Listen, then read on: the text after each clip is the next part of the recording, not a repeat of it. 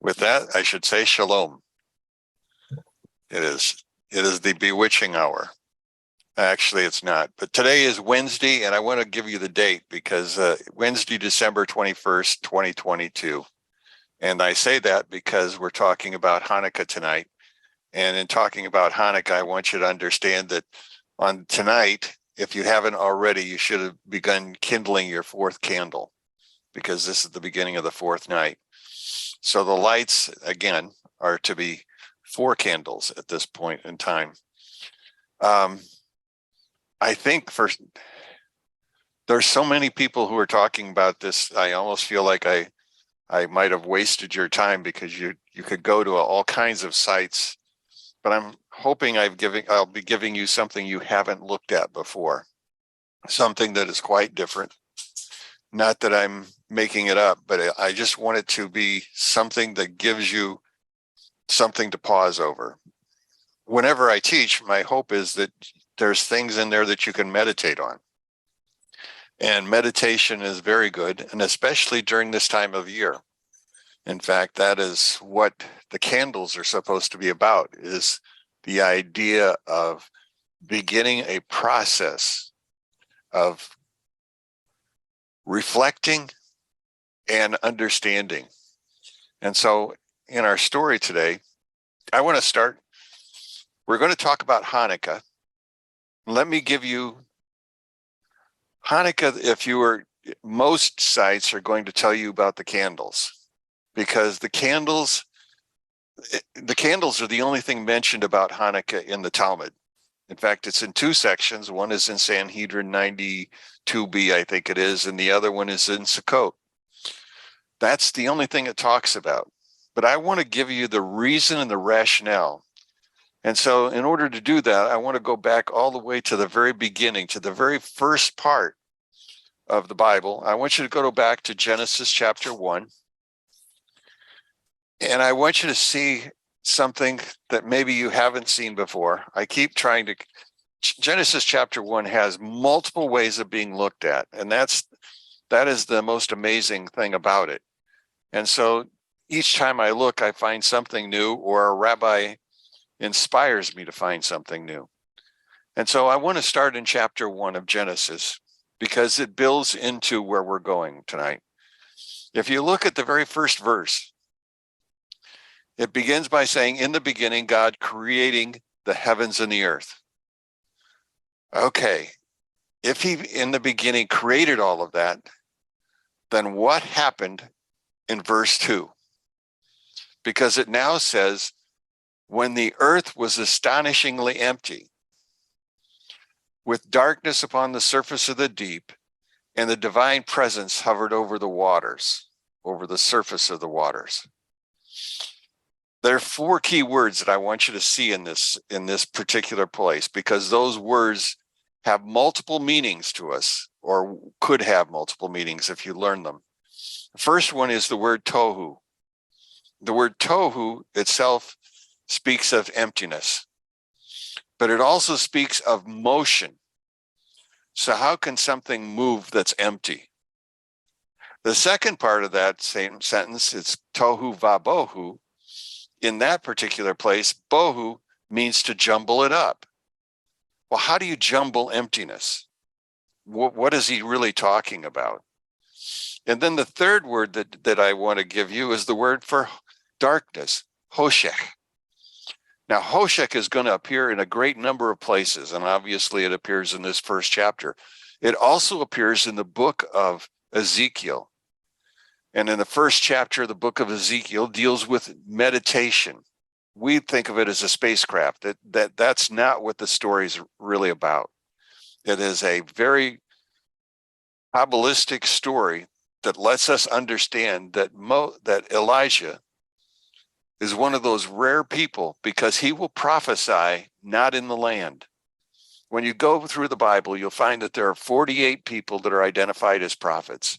7 women are identified as prophets. All of them, but Daniel and Ezekiel, will prophesy in the land. Those 2 are special, and they have special things to say.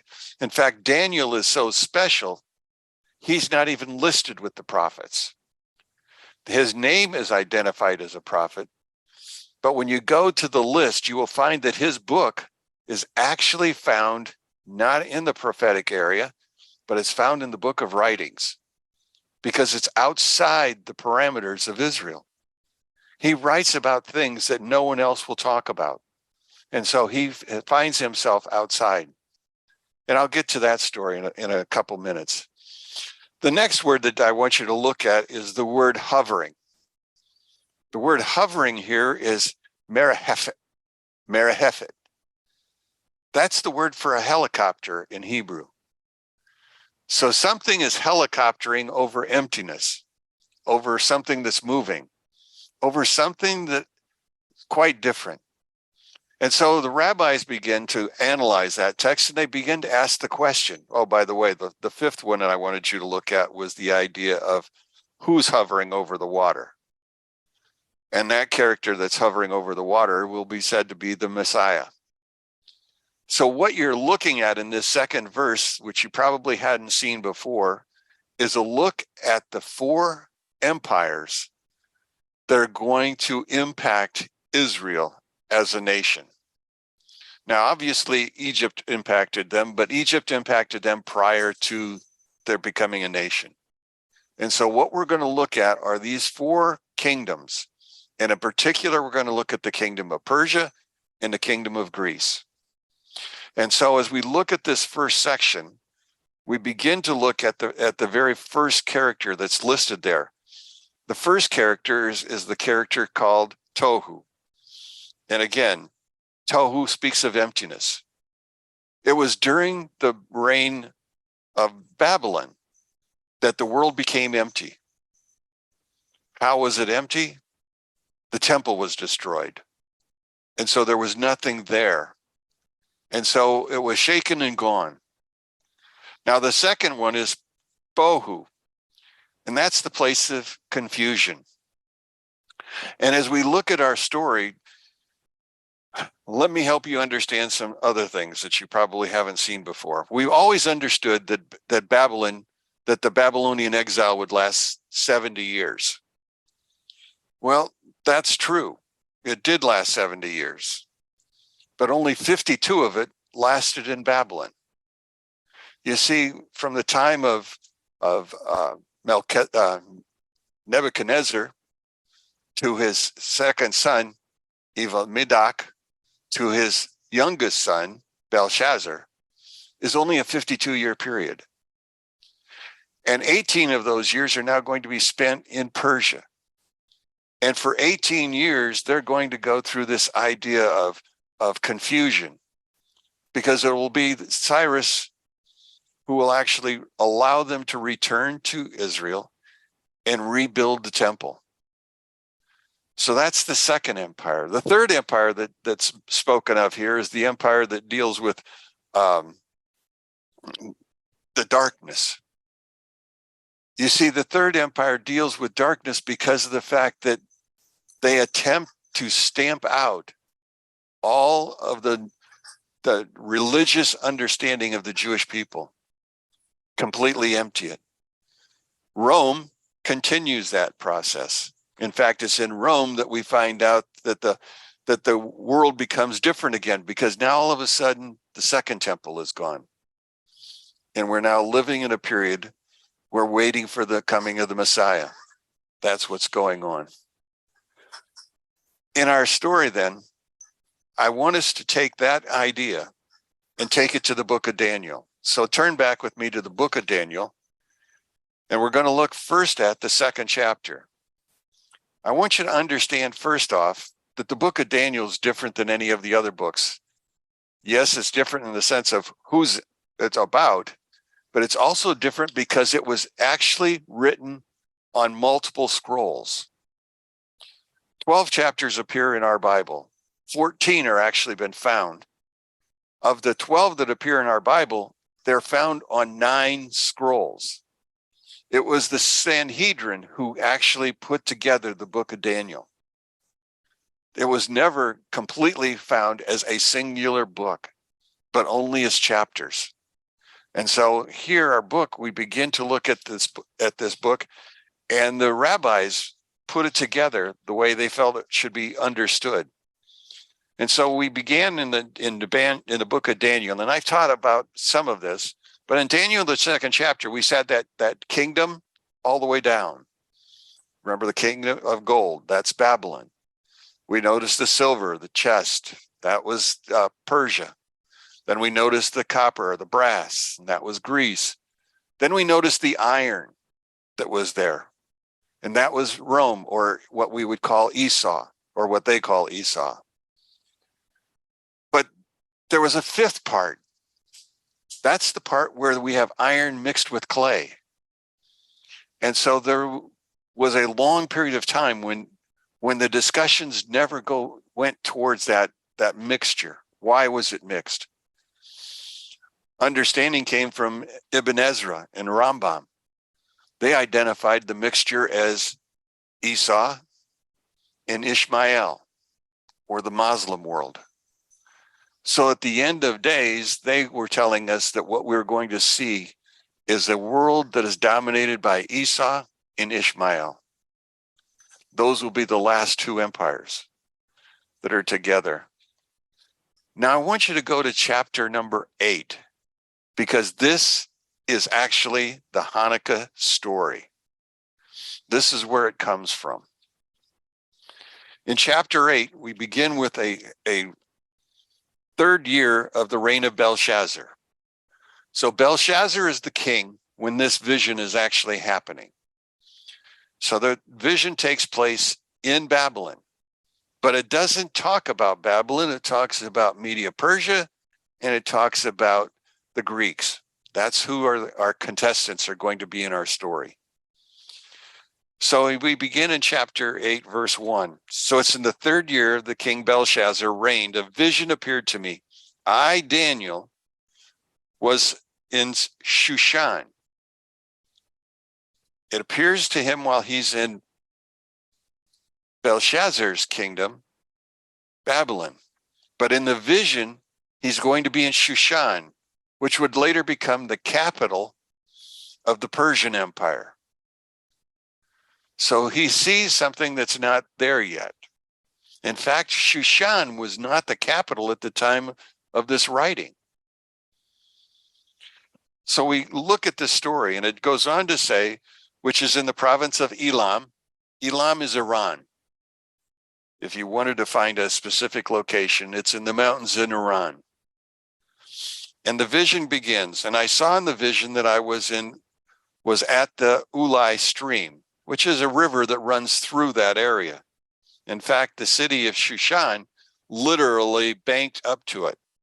The mountains were around it, but this river was a dividing line. It was almost like a moat to keep people out. And so as they're there, I raised my eyes and looked, and behold, a ram was standing before the stream, and it has horns. The horns are high, but one is higher than the other. And the higher one is coming up last. Now in our story then, we have two horns, not of equal size. The second horn comes up second. If you go to the story of the sacking of Babylon, remember only one man dies in that entire battle. You see, they snuck through the Euphrates River, they blocked it, they came up over the walls. No one died in the battle to take Babylon away from Belshazzar.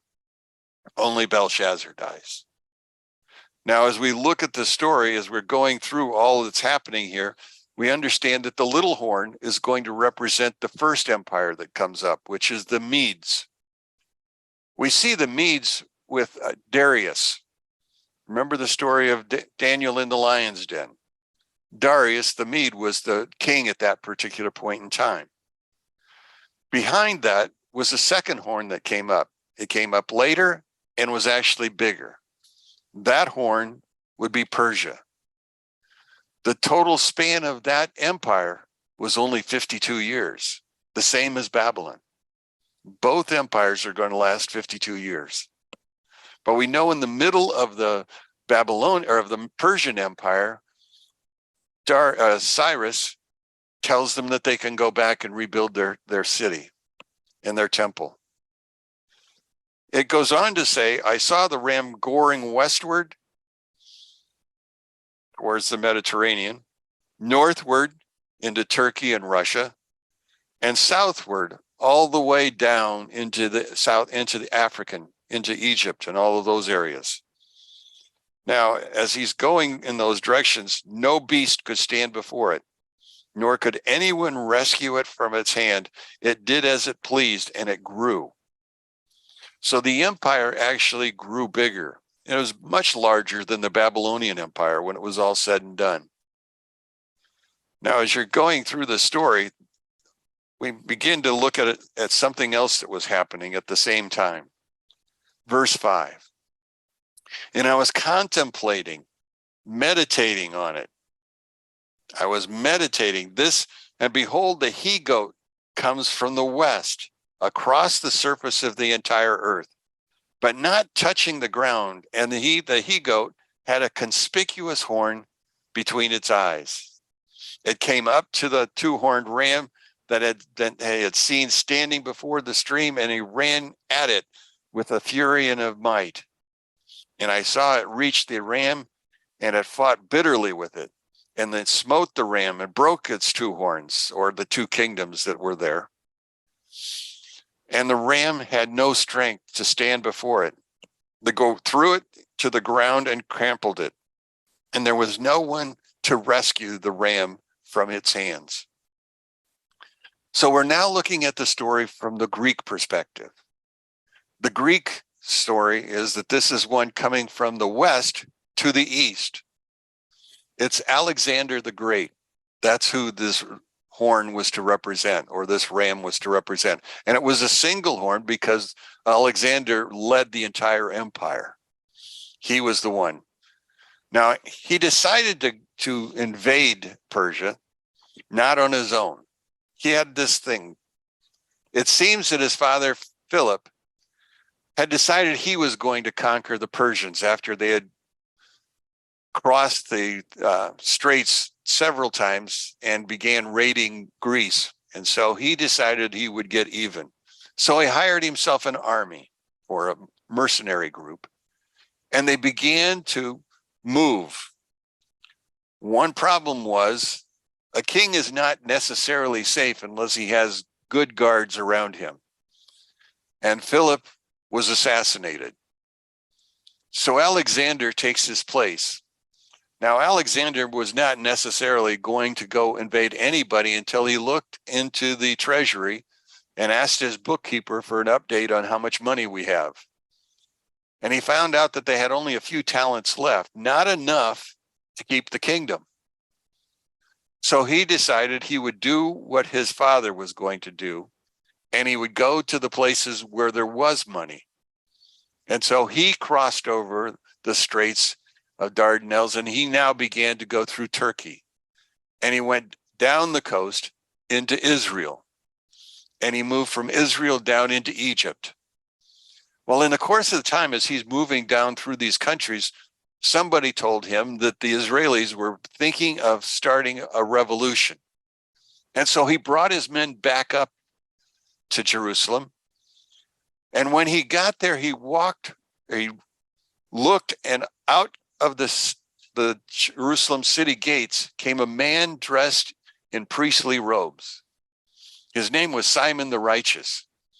He was the Goren Gadol of the city. And so he came out to meet him. Well, as soon as Alexander saw him, according to the stories, as soon as he saw him, he ran to his feet and he fell at his feet. And he said, "You're the person who's been leading me this entire time."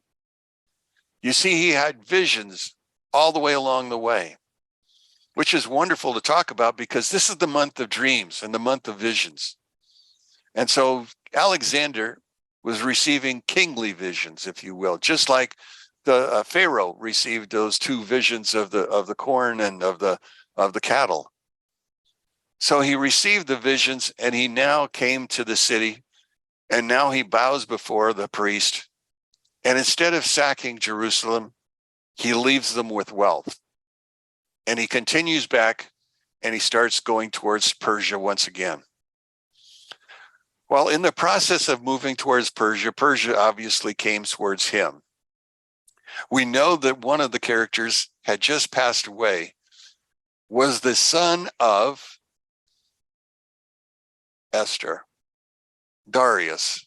Darius had just passed away, and Darius, his son, now was in charge. And so the Greeks moved against the Persians, and Alexander crushed them. There was nothing left of the empire. In fact, he expanded his empire and included all of Persia's empire. He was not finished because he continued on all the way to the Indus River, where he finally stopped. Not because he wanted to, but he had no way to defeat his enemy. You see, it says that he simply could run across the ground without touching the earth. Today, we would call that a blitzkrieg. It was rapid deployment. Chariots and horses were his main army, and they simply outmaneuvered any other army that was before them. Well, in the course of time, they reached the Indus River, and at the Indus River, they tried to cross, but the problem was when they crossed, they ran into tanks. Actually, they were elephants with forts built on top of their backs, and soldiers inside those forts overwhelmed the horses. The horses couldn't handle it. The chariots could not move fast enough, and so there was a crushing defeat. So at the Indus River, he stayed, and he died there. Now, at that point in time, we would have said that the whole thing is through because it says it's only one horn. But now let's look at the rest of the story. Then the he-goat grew greatly, right? And in the mightiest of the great horn was broken. He died. And a semblance of 4 horns came up in its place, pointing towards the 4 directions of the heavens. Now, out of one of them came forth one little horn, which grew exceedingly southward and eastward and toward the coveted land.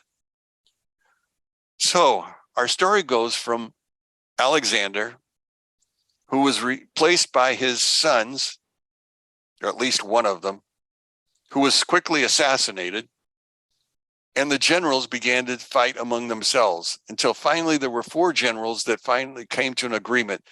Each of us will take a section, a territory, and that will become ours.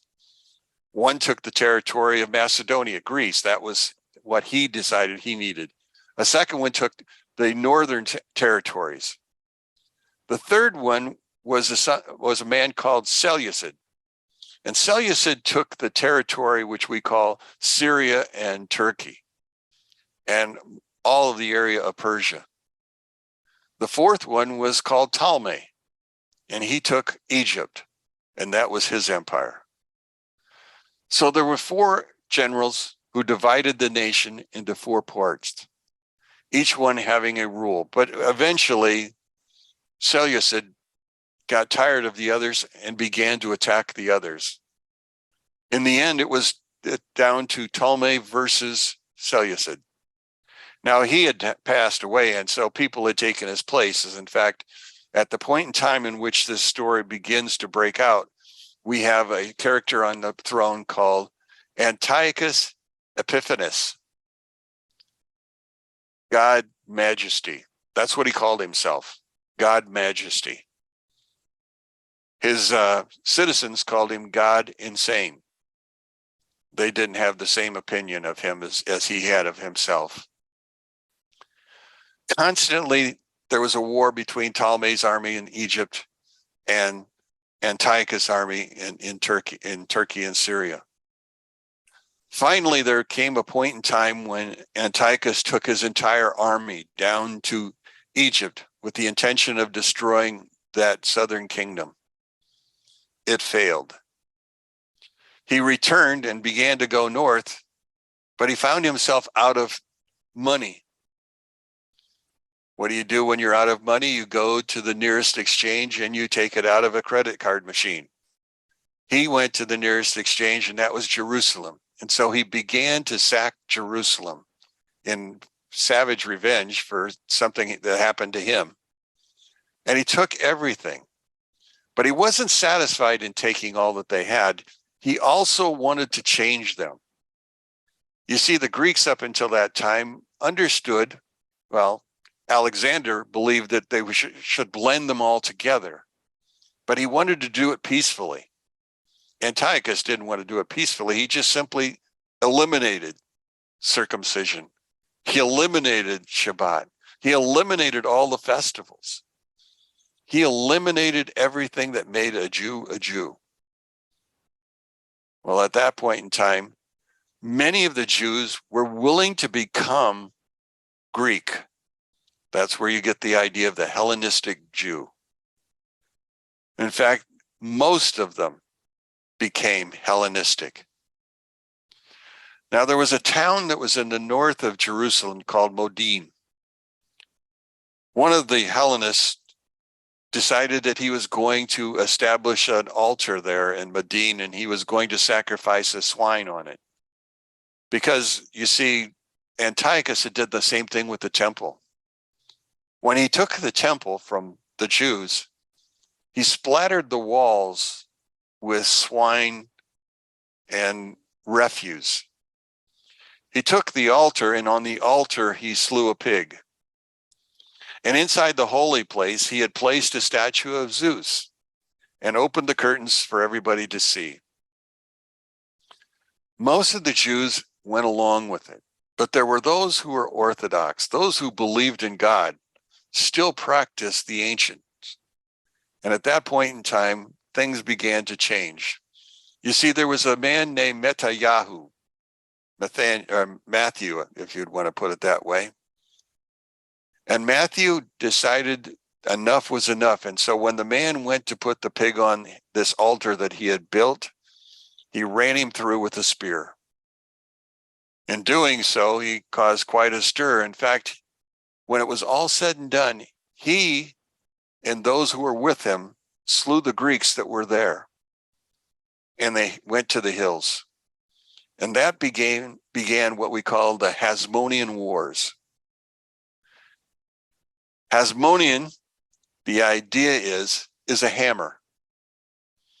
Israel began to hammer the Greeks. But understand, they were outnumbered. They had poor weapons in comparison. Anytime that looked like they were going to win, Antiochus sent 70,000 more troops down to quell the riots. But it didn't stop. Matthew died, and his son became the ruler or the leader of this. And his son's name was Simon Judah. So we now have Judah Maccabees. We have the whole understanding of who's now in the place. And so Judah Maccabees led the people until finally they defeated the Greeks in the city of Jerusalem and won back the Temple Mount. But the Temple Mount was a mess because of all the things that they had done to it. So in order to begin this process, they had to begin what we would call Hanukkah. Hanukkah is the rededication. The word Hanukkah comes from the word Hanok. Hanok means to dedicate. Well, this is going to be a rededication of the temple. They needed to cleanse the walls. They needed to take out all of the artifacts that Antiochus had put in there. They also needed to take out the altar where the pig was. By taking out the altar, I mean they took every stone of the altar out and replaced them with new stones. This is going to take quite a while. It's not an instantaneous. Once they had done that, they began the process of rededicating the temple. Now, in rededication, one of the first things that they were to do was to relight the menorah. That's where we get the stories of the menorah. That's what's important for you to understand. Also understand that the war with Antiochus was not over.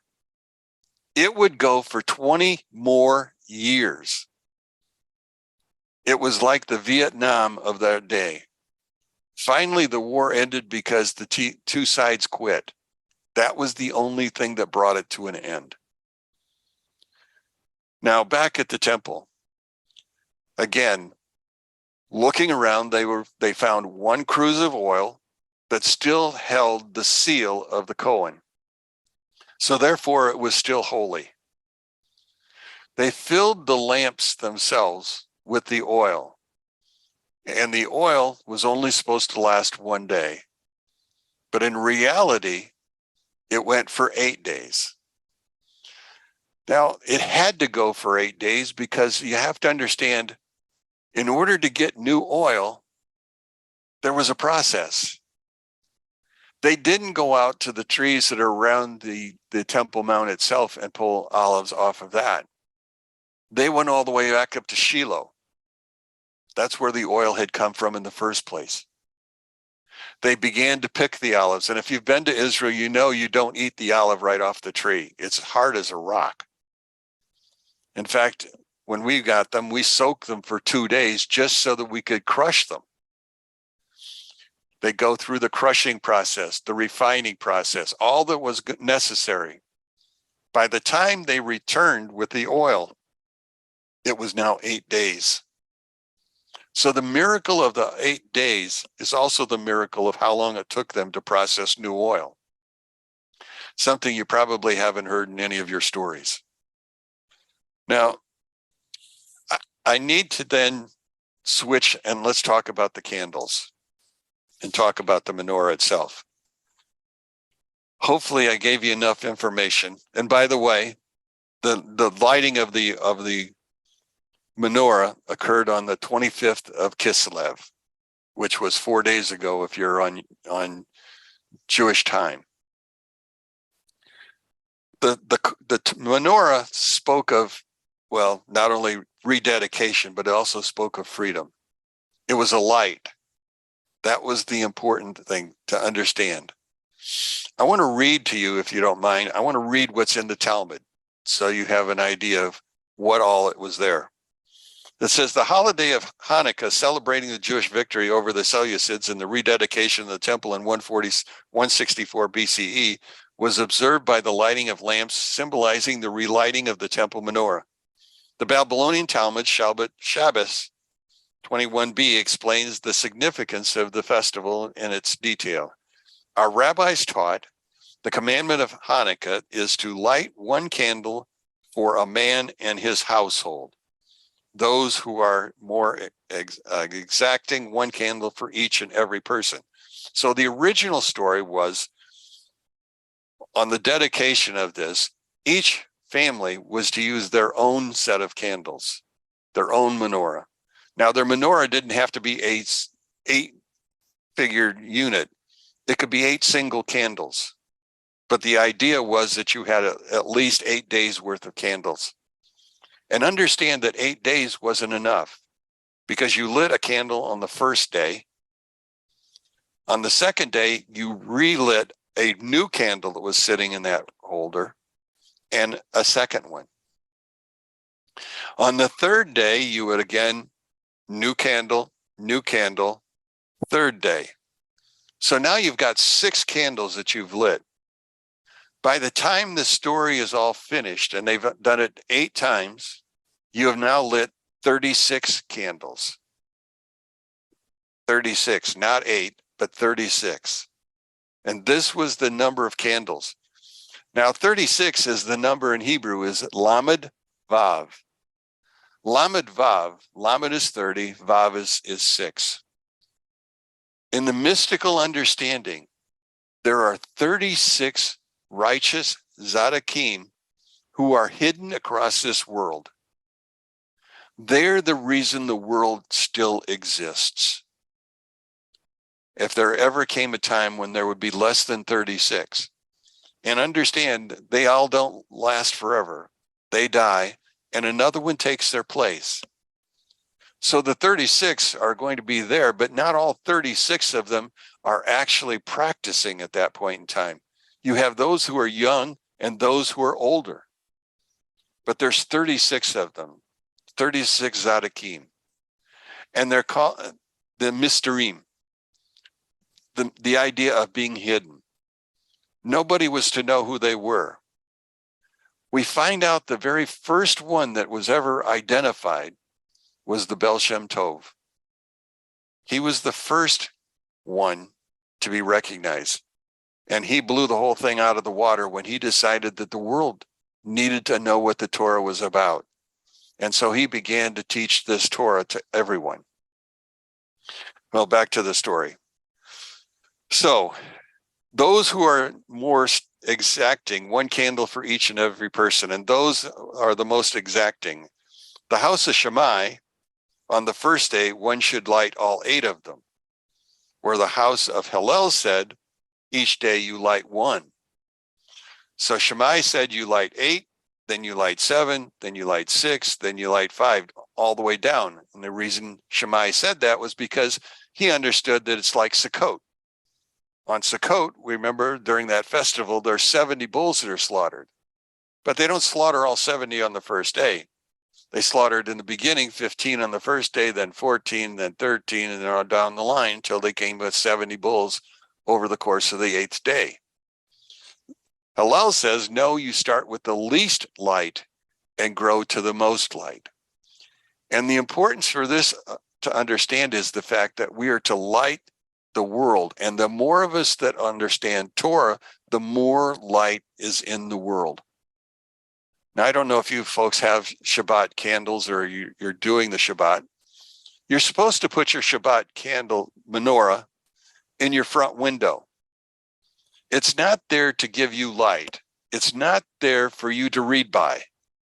It's there for you to meditate on, and for those who pass by your house to see and wonder, and maybe even ask what's going on inside. And so you have these 8 candles that are burning at the end of the 8th day. But Hillel says that we add them together because of the fact, well, I think it was Rabbi Schneerson said it best, and I got to find my notes that talks about Rabbi Schneerson. You see, he said, we are fulfilling a mitzvah by lighting these candles. Now, it was not a mitzvah that was processed on Mount Sinai, because Mount Sinai has already happened. This is a rabbinic mitzvah. By rabbinic, that means that the rabbis have identified this as something that we should do or should continue. And so this is a mitzvah that was established this way. And so therefore, we begin by lighting the candles. And they say new candles each and every day in order to talk about that each day deserves to be refreshed. Each day deserves to be intense until finally we get the most illumination by the 8th day. The candles themselves are for us to meditate upon. In other words, we're to look at the candles. We're supposed to begin the process of meditation. In Jewish understanding, meditation is something that we're all supposed to do. But we have very little understanding of what it is that we're actually being taught to do. Meditation is reflection on God, pondering questions that are created by that day, pondering ideas that the candles have provided you with. Talk about light. Go back to Genesis chapter 1, the light of the world, the first day of light. Always think about this. And so for 8 days, if you're meditating for 8 days straight, eventually what happens is it becomes a part of your program. And you now begin to meditate over longer periods of time, and not over 8 days, but over a year, and maybe even longer. So it's the idea that they illuminate the home. Also, if you go to the book of Proverbs, the chapter 20 and verse 27, you find out that the candle is the soul of a man. Meditating upon our souls. You remember, what gets us into trouble, what got Eve into trouble, was looking at something. Because you see, when she saw it, her heart desired it, and then her body carried through. We're supposed to learn how to take and turn that around. We're supposed to be able to look or gaze upon something without finding ourselves in illicit situations. It's about the idea of what's coming.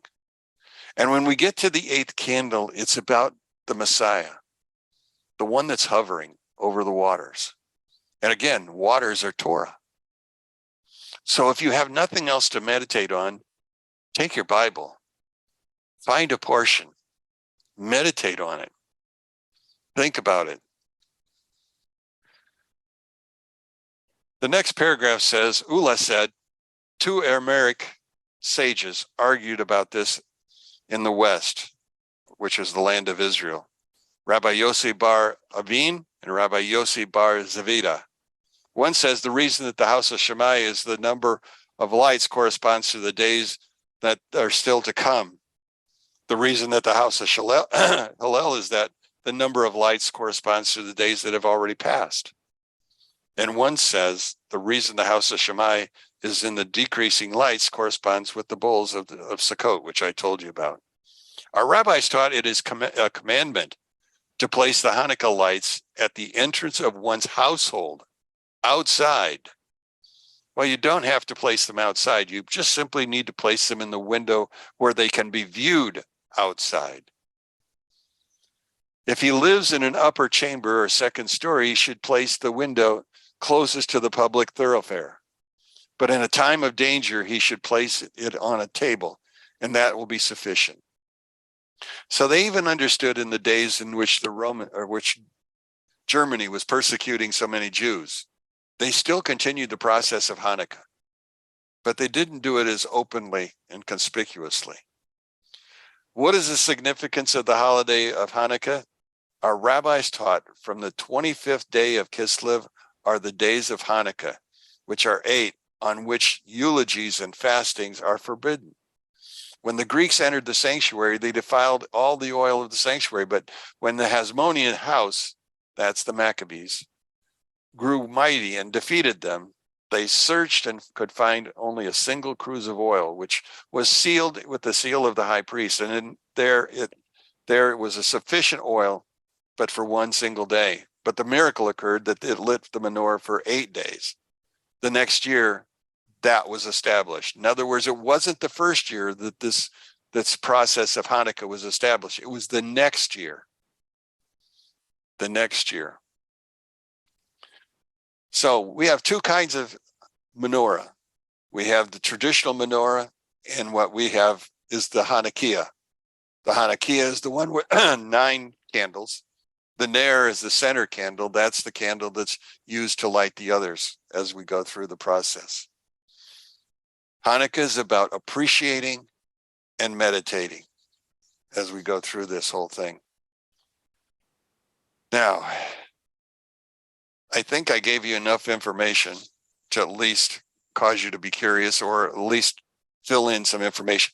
I have actually 10 pages. If you don't have it, just write me and I'd be glad to send it to you. But we have 10 pages that are involved in this whole process. And I didn't write everything down, but I gave you enough, I think, to cause you time to meditate and to think on it. Anybody have a thought, a question, if you read my notes, or if you just have some question that you haven't had an answer to, or if you want to talk about this week's Torah portion, whatever it is that's on your heart, let's go for it.